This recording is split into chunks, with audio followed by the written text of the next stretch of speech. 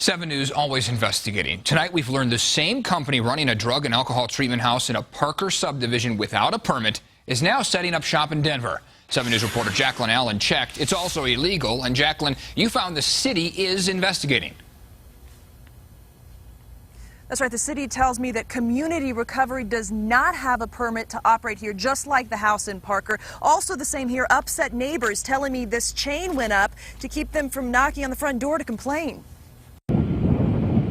It's a real concern for the neighbors. The first time neighbors felt concern about 2,500 Arapahoe was when the bunk beds arrived. The number of people here, the amount of traffic. According to its website, Community Recovery had opened up a busy long-term drug and alcohol treatment facility without a word to neighbors or the city. It seems pretty cut and dry that there's no permit, and that in itself is a violation. If it sounds familiar, 7 News has been covering the same company doing the same thing for months in Parker. It was miserable for us, just terrible. Usually people want to point the finger. In fact, at this Parker town meeting last week, Community Recovery promising to clean up its act, and here's what caught our attention. We have moved the majority of our clients to Arapahoe House, which is in 5 Points in downtown Denver. So we decided to pay a visit to that house. And while Community Recovery wouldn't talk to us there, neighbors did, saying there used to be a small recovery facility here that worked with the neighborhood association.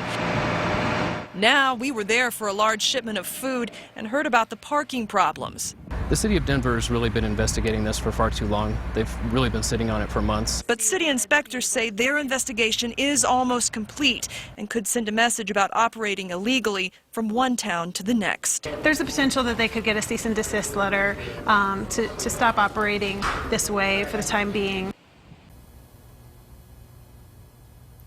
And just like in Parker, Community Recovery would have a chance to appeal, but at this location, they might not be so lucky. It may be too close to other large-scale residential facilities, such as the homeless shelter, to qualify for a permit. Reporting live in Denver, Jaclyn Allen, 7 News.